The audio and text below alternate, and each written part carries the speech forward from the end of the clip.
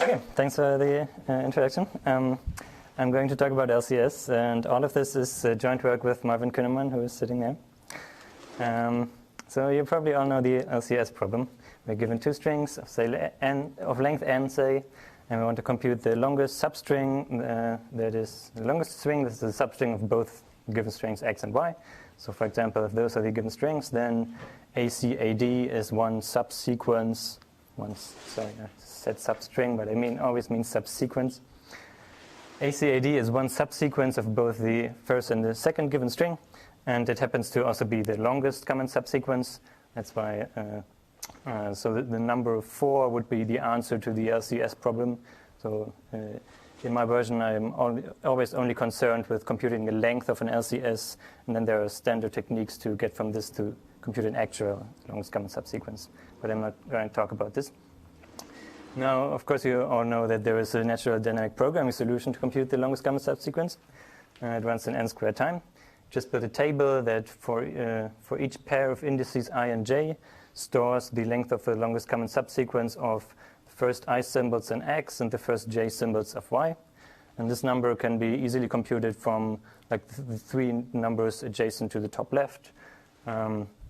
Because you can either like delete the last symbol in x, then you go to the entry I minus 1j, or you delete the last symbol in y, then you go to ij minus 1, or you can try to match the ith character in x and the jth character in y.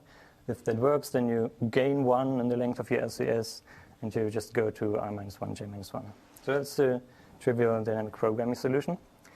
And some one walk, the nice thing about this table is that a monotone path through this table somehow corresponds to one way of matching these two strings. Like this path, for example, corresponds to this way of matching these A's, C's, A's, and D's, and deleting everything in between. Now, that's not the fastest known algorithm. So there is the log factor improvement. That's the well-known 4 Russians method, works for this problem, and gives an n squared by log squared n algorithm. But faster than that, there's nothing known. Even if you say restrict your attention to binary strings, or alphabet size 2, that's the fastest known algorithm. Now recently we've come up with conditional lower bounds for this problem.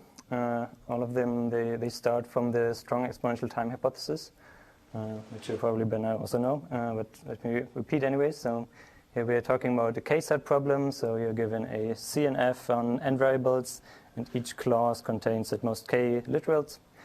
And then the strong exponential time hypothesis says that for no positive constant epsilon, you can solve the k-set problem in 2 to the 1 minus epsilon n time for every k. And then Ryan showed a few years ago how you can get actually conditional lower bounds for polynomial time problems based on Seth, based on the strong exponential time hypothesis. And the prototypical example is this orthogonal vectors problem, where we're given 2 sets of vectors, and we want to check whether there's a pair of vectors that are orthogonal. And even if those are binary vectors in some small dimensions, slightly super logarithmic, you cannot solve the problem faster than n squared, essentially. So it takes time until 2 minus little of 1, unless Seth fails.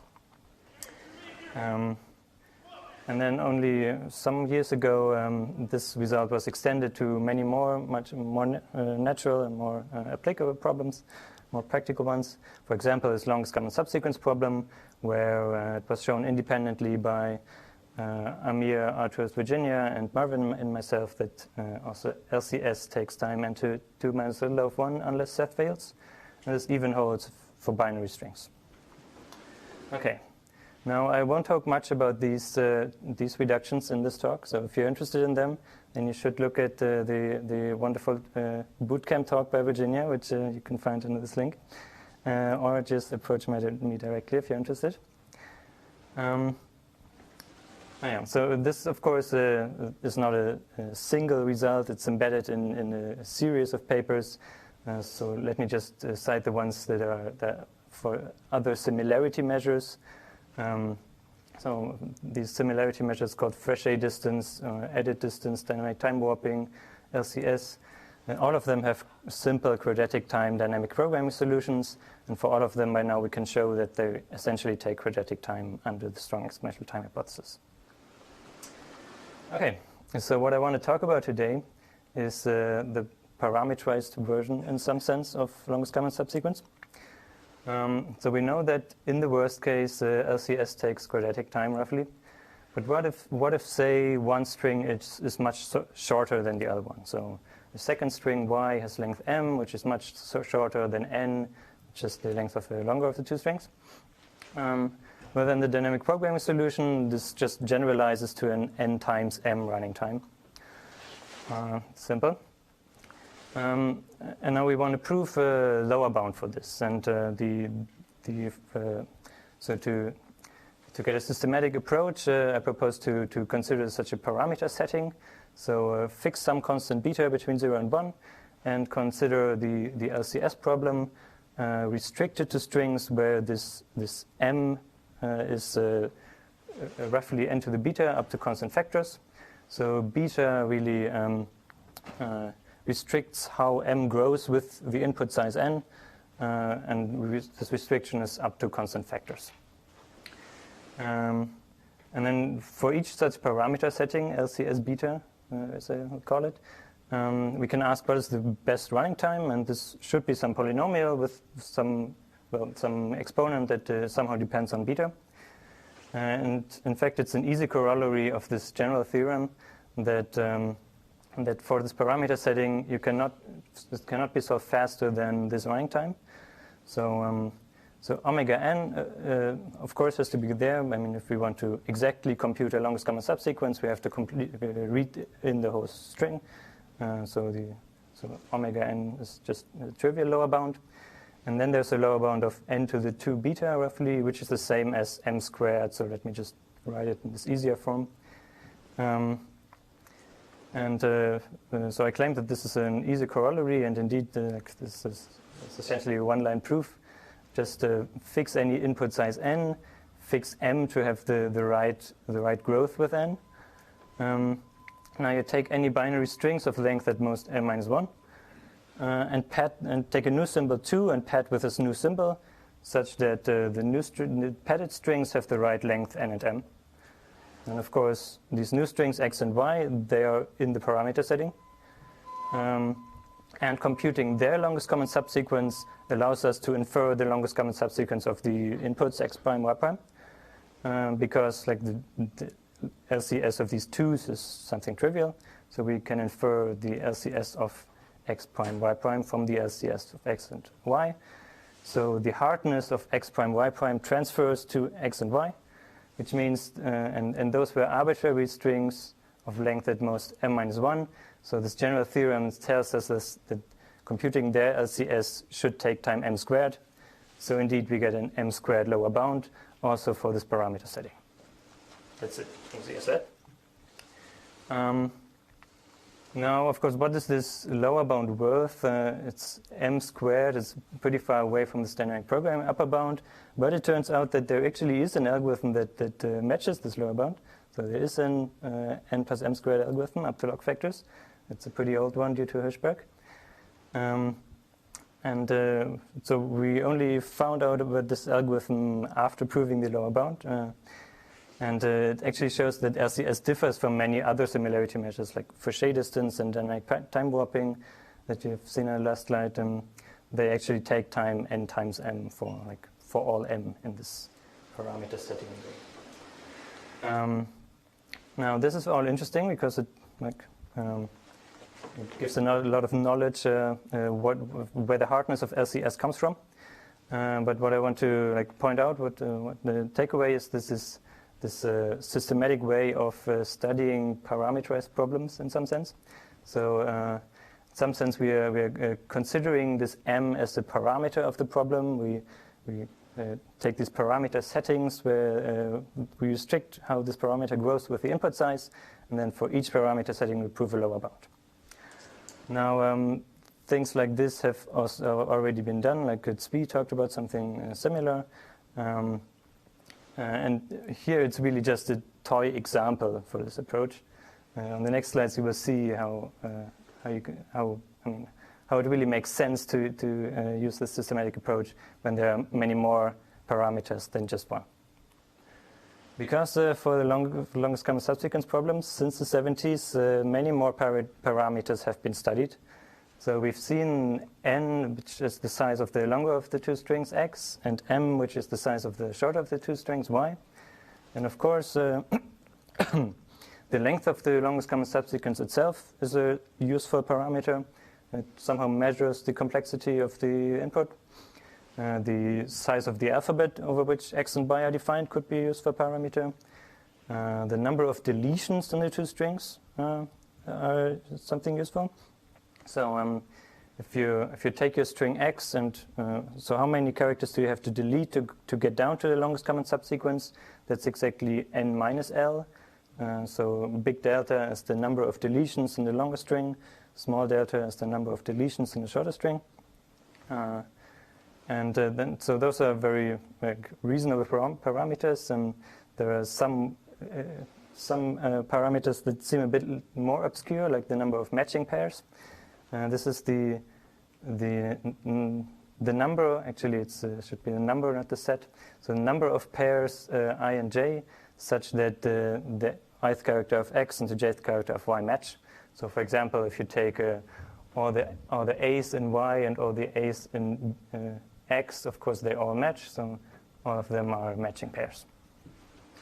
And then even more obscure is the number of dominant pairs. So those are, if you take this dynamic programming table, if you have an entry that is larger than everything to its top left, then it's a dominant pair. So for example, this 3 is larger than anything in this top left sub table. And these numbers, number of matching pairs and dominant pairs, they are important because there are algorithms running in time n plus the number of matching pairs or n plus the number of dominating pairs up to log factors. And there are a bunch of other algorithms that have different running times depending on these parameters. Those are actually not even all of them. There's some slower ones that I'm ignoring here. And I'm ignoring also all the log factors, so there's a bunch of log factor improvements also. Which leaves us with a complicated situation, right? So there's the input size m. There are 7 more parameters that people have looked at. I'll keep them in the upper right corner so that you're reminded what are the parameters and that there are very many. And there are a bunch of algorithms. So what to do with this? So for example, we can ask for specific running times, whether there are algorithms with this running time. So would there be an algorithm with time n plus L squared sigma, or n plus delta squared sigma, or n plus delta big M by n? That's not clear. So at least from the situation that we start with, you cannot really infer anything about that. And I'm taking bets now whether these algorithms exist. So maybe somebody that actually comes from stringology wants to take a guess. How do we establish if no one finds the solution answer? What? How do we solve the bet if no one finds an answer? I know the answers, like assuming Seth. So here are the answers. So this one exists, this one doesn't exist, and this one only exists for binary strings. And I'll show you on the next couple of slides why this is the case. So, and particularly, I mean, we want to answer all such questions in some way. So let's do the same as we did before. Define a parameter setting and construct hard instances for each parameter setting. Now we have 7 parameters, so a parameter setting defines an exponent for each of these 7 parameters. So for such a vector alpha, LCS alpha is just the longest common subsequence problems, and are restricted to strings such that, well, n, I always call n the size of the longer of the 2 strings. And then the parameter m should be roughly n2 alpha m, and so on. So for each parameter, we specify its exponent up to constant factors. This is how large the parameter should be. Now, there is some problem with this because, for example, it always holds that the longest common subsequence length is at most the length of the shorter of the 2 strings, surely you cannot match more than short of the two strings. So if you choose some parameter, so some exponent alpha greater than alpha m, then this is contradictory. So this parameter setting should not contain any instances, should be empty, or it could be finite because we still allow this constant factor slack, but it's definitely not infinite. And if such a parameter setting is empty or finite, then it's trivial, so any algorithm can solve it in constant time. So we can only show lower bounds for non-trivial parameter settings, which means that we first have to understand such dependencies of parameters on each other. So let's look at such parameter relations. There are a bunch of trivial ones, like as I said, L is at most m and m is at most n. The number of deletions are at most the number of their string lengths. Number of deletions in a shorter string is at most number of deletions in a longer string. The dominant pairs are actually a subset of matching pairs, so you get inequality of them. And then we assume that every symbol really appears in both strings, because otherwise it cannot contribute to the longest common subsequence. But then you get that get an inequality of the alphabet size, and it also follows that every symbol in the longer string also appears in the other string, so every symbol appears in at least one matching pair, so the number of matching pairs is at least the length of the longer string. And there are a bunch of more, like those are less trivial than those ones, but still all of them are just like one argument, and you can prove these dependencies, but there are rather many, like more than a dozen. And the hard part is not to prove these single inequalities, but the hard part is to make sure that this list is actually complete. Because we can show that for this list of inequalities, whenever you choose target values, so some target value for n, m, l, and so on, then these target values satisfy the inequalities, then you can then we can construct strings x and y that attain these target values up to constant factors. So like the realized value of n for x and y is up to constant factors, the same as the target value, and so on. So this list is complete. So these parameter values, so first of all, they help us to get a bit of order into these known algorithms. So for example, it's clear that, so we now know that delta is at most n, well, that's a trivial relation, and which means that, well, this dynamic programming algorithm up to log factors, it's actually dominated by the n plus delta m algorithm. So we can, for the purpose of this talk, forget about this dynamic programming algorithm. Similarly, D is always at most number of matching pairs, so this one is dominated. And also D is at most LM is also one of the parameter relations, so this one's dominated. So actually the best known algorithm today is has running time n plus the minimum of D delta M delta big delta up to log factors. And these relations also help to answer this first question, because D is at most L squared sigma is one of these parameter relations. That's why the n plus D algorithm actually already shows that such an algorithm exists. The first question is answered. Okay, now we can go back to this definition of parameter settings. So we said that we specify an exponent for each of these parameters, and we strict to such instances.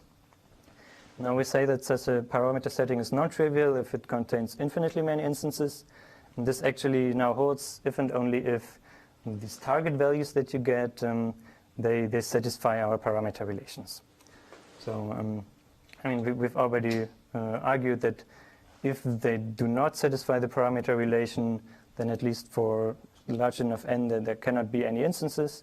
And because our list is complete, actually the opposite also holds. Like whenever you satisfy the parameter relations, there are instances, we can construct actually instances that fall into this parameter setting. Okay, and now we can ask for each non-trivial parameter setting, what is the best possible running time? And here's our theorem. that we show the following lower bound. It takes time omega n. That's again trivial because we have to read the whole input. And then we have a bunch of terms. So I promised you a bound of the type n to the f of alpha, but that's really the same actually. I just prefer to write d instead of n to the alpha d just because it's more readable. But it's just the same. Now you see that the first three of these terms, they actually match the best known algorithm. The fourth one, we actually now have a construction that gets rid of it. So this is more or less an error term, but in the current write-up, this term is still there. So, but we should get rid of it. And now this lower bound allows us to answer the two remaining questions here, because we can write down an explicit parameter setting. So set the exponent of m big delta and L to 3/4 and so on. It's an explicit parameter setting. One can check that it's non-trivial. Well, you have to check these more than a dozen inequalities, but I promise you that they hold. And if you take this parameter setting and evaluate these running times, and actually both of these running times are near linear, while this here is strongly superlinear. So this lower bound actually shows that at least for some parameter setting, these running times are impossible, so there cannot be such algorithms. Good. So that's already quite nice. The binary strings or any constant size alphabet is important special cases, and so far we always had a constant factor slack in all the parameters. So also for the size of the alphabet, we had a constant factor slack so far. Because it's an important special case, we also study the case that we really fix the alphabet to some size, at least 2. So then we get some parameter setting that depends on exponents alpha and some fixed alphabet sigma. And this is just the LCS problem where we restrict strings really to have alphabet sigma, and all the other parameters, as usual, are just like polynomial dependent on the input size in some pre-described way. Then we get actually even more parameter relations. So for binary strings, there are 2 more. For ternary strings, there's 1 more parameter relation. And they are also kind of non-trivial, so at least half a page of proof. And if you take these parameter relations and add them to the list that we had before, then again you get a complete list of parameter relations. So again, it makes sense to talk about non-trivial parameter settings. Those are the ones that satisfy all these relations. So also for constant alphabet, the best known algorithm is the one that I've claimed before. So also for binary strings, there's no better running time known. And then we show a similar lower bound to before. Like for any alphabet size, any constant alphabet size, at least 3, you get the same lower bound. Well, there was a factor sigma here before, but sigma is now constant, so sigma disappeared. But it's basically the same running time, and we again think that we can remove this dirt. For sigma equal to 2, we get a bunch of more terms. And 2 of these terms we think that we can remove.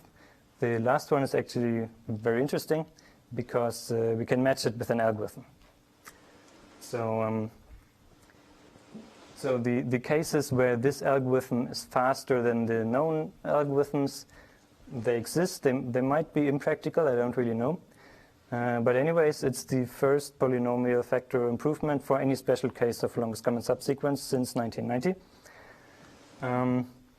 It's also the first time where an algorithm works for binary strings, but not for larger ones. So all of the other algorithms that are known can be generalized to larger alphabet, but here it cannot be done provably under Seth. And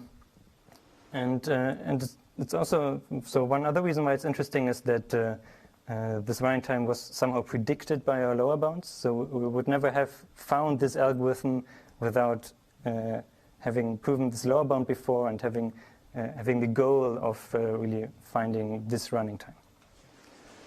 And if you want to know more about this prediction phenomenon, that the lower bound can predict an algorithm, then you should go to Marvin's talk tomorrow. And now we can revisit these two questions here, and now actually it turns out that this running time here is possible if you restrict to alphabet size exactly 2. So what we had on the last slide, of course, that we had a constant factor slack in the alphabet size, and then it's not possible. But if you restrict it to alphabet size exactly 2, it's possible. And again, like for all other cases, so if the alphabet size is larger than 2 here, or for any fixed constant alphabet size here, we can write down explicit parameter settings where this would fail. So where our low bounds show that this is not possible. Good. Now that's it. So if you have any questions so far, otherwise I'll talk a bit about the proofs. So M here just basically measures how balanced the number of zeros and ones are, and then big M measures how balanced the numbers of ones and zeros are in some sense, the numbers. Mm-hmm.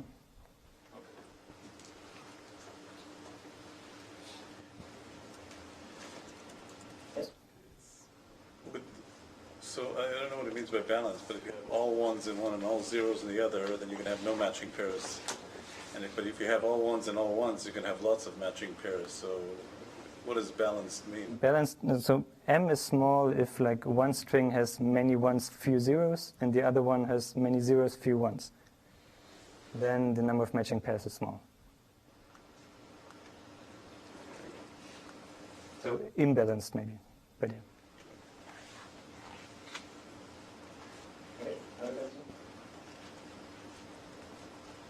So let's talk about a bit of the proof. So as usual, this is a lower bound based on the orthogonal vectors. So we take this orthogonal vectors problem, like with some big number of big A vectors in one set and big B vectors in the other set. You want to know whether there's a pair of an A vector and a B vector that's orthogonal, and the dimension is something small.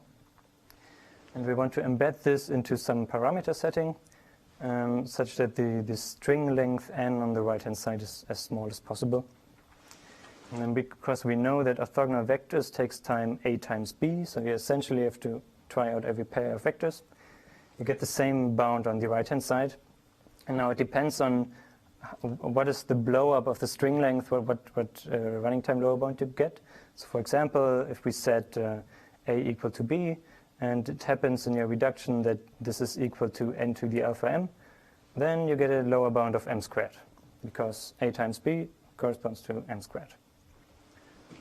Because this here is just theta of m. And then you can play around with this. So we don't have to take A and B equal, and for different kinds of reductions, this relation, so how this relates to n is different. And in general, there are like many challenges to make this work. So one is that there are these more than a dozen parameter relations, and in fact, whenever you have any such reduction, and you want to prove that it's correct, then you have to use all the parameter relations. Because if your proof misses one of these parameter relations, then you cannot make sure that you actually embed into a non-trivial parameter setting, but only non-trivial ones are possible. Like all the other ones only are empty or only contain finitely many instances. So the proof has to be rather complex because it has to use these more than a dozen parameter relations. Moreover, I mean, this running time has at least 3 terms. In our lower bounds, there might be a few more. And this number of terms is more or less a lower bound on the number of cases that you have to look at. And if you look at constant alphabet, then there are even more relations. So like for alphabet size 2, 3, and 4, we have to have different constructions because the set of parameter relations is different. And in general, you have to be much more careful if you construct something with constant alphabet size. So let me give a bit of details for an easy case at least. So one of our case distinctions is that this number of deletions in the shorter string, it's m minus l. So either delta or l has to be theta of m. And the easier case is when delta is theta of m. So in this case, the longest common subsequence length is more or less unrestricted. It can be can be, so at least the exponent can be somewhere between 0 and the exponent of m. And the number of deletions in the larger of the two strings then actually is already theta of m that can be derived.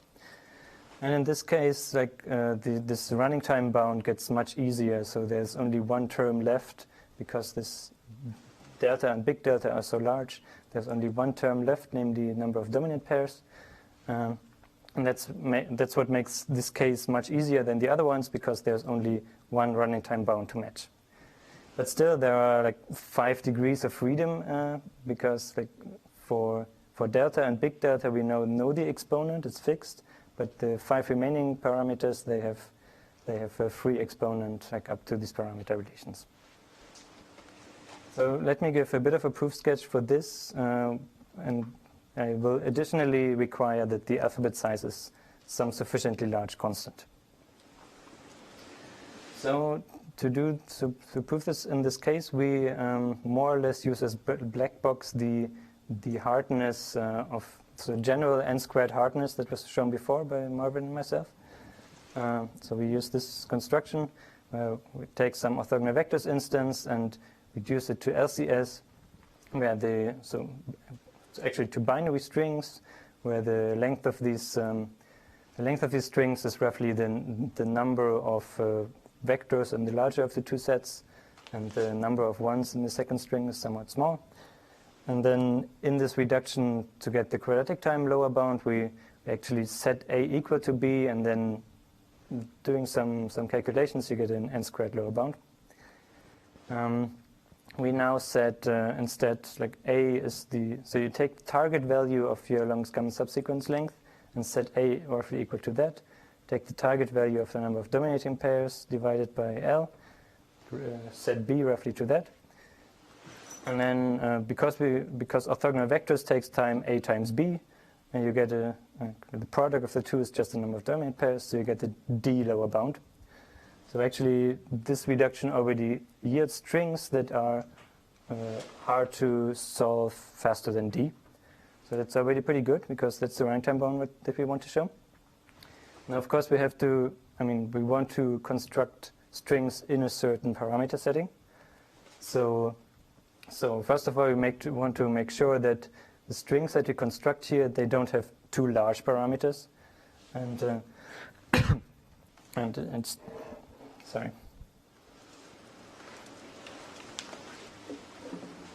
So it's tedious to show this, but let me do it for an example.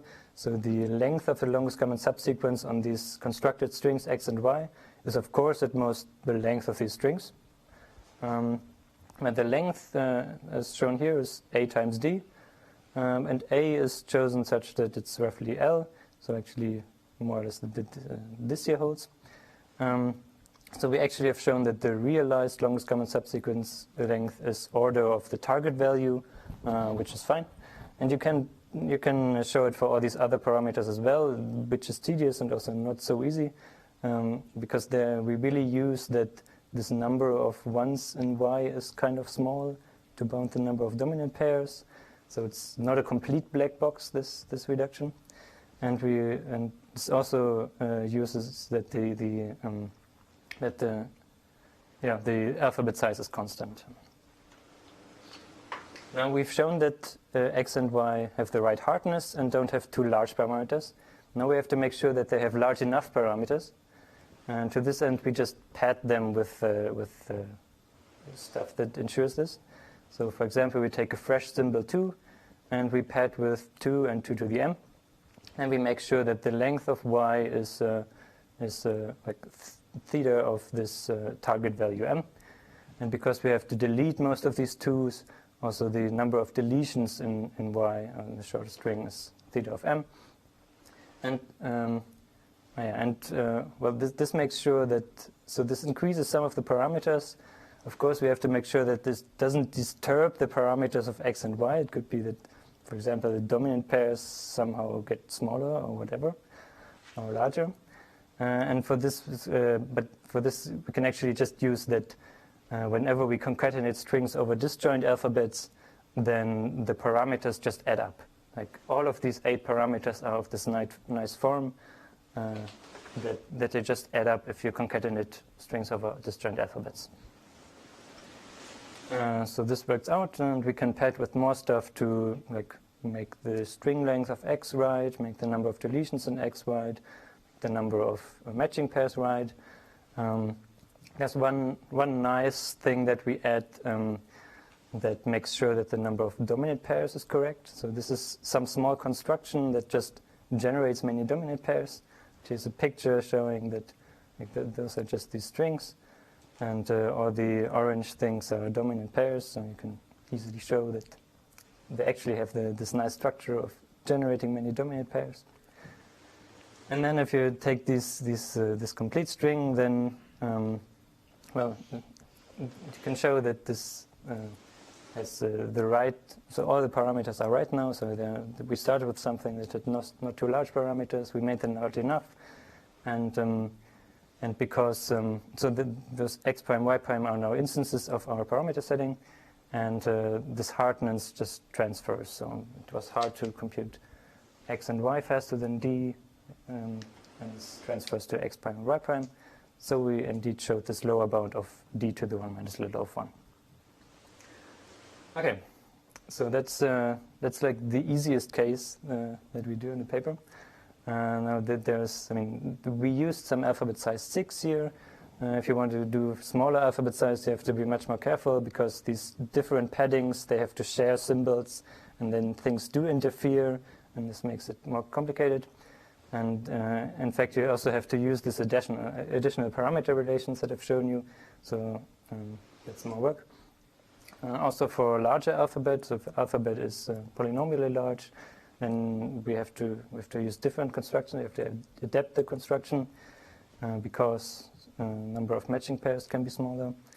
And then there are these other cases, so this whole other branch that I didn't talk about, where we use interesting new gadgets actually. So there's this 2 versus 1, 1 versus 1 gadget that seems to find new applications now in this pattern matching business.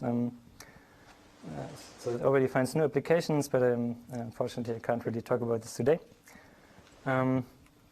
So let me conclude with this. So there are these 7 parameters studied for longest common subsequence since the 70s. The best known running time is, well, I have this, as I've shown you. There was one special case where we found a better algorithm because our lower bounds told us to look for it. And for all other cases, we claim that we can show that there are no further polynomial improvements possible unless Seth fails. And we use this framework of which I want to call parameterized fine-grained complexity. So it's fine-grained complexity because we use this conditional lower bounds for polynomial time problems. It's parameterized because we have all these parameters. Where you define a parameter setting, then such a parameter setting is non-trivial if it's infinite, so for this we have to really find all the parameter relations, and then for each parameter setting we construct hard instances. So which is a systematic approach to get lower bounds for like parameterized problems, and we think that's important. It is an important ingredient for this emergent field of FPT and P. Now, if you want to get around our lower bounds, then you have to do either of these 3 things, we think. So either you come up with new parameters, then of course our lower bounds don't say anything anymore, but it's hard to find any motivated parameters anymore. You can of course break Seth, or you can try to get more log factor improvements, or maybe even super polylog improvements. But actually this recent work that Amir is going to talk about tomorrow can be, so it can be combined with our reductions here, and it shows that if you would get super polylog improvements for any of these special cases, you would actually prove certain circuit lower bounds. And you not only have to break Seth, but you have to break something even harder, like maybe some branching program version of Seth. And so that's it. So thank you.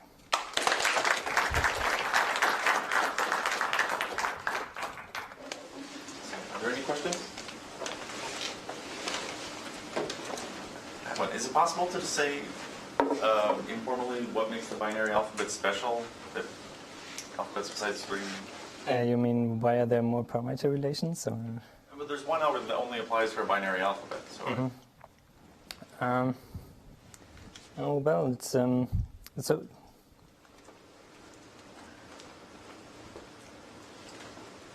I'm not sure. It somehow says that like if this number of matching pairs is small, then like say the number of zeros in one string is very large and the other string is very small, and then if you take them out, you get trivial strings. This is something that we use, and which doesn't hold for larger alphabets, because if you take them out for larger alphabet, you still can have a complicated problem to work on. So it's essentially one of the properties that we use.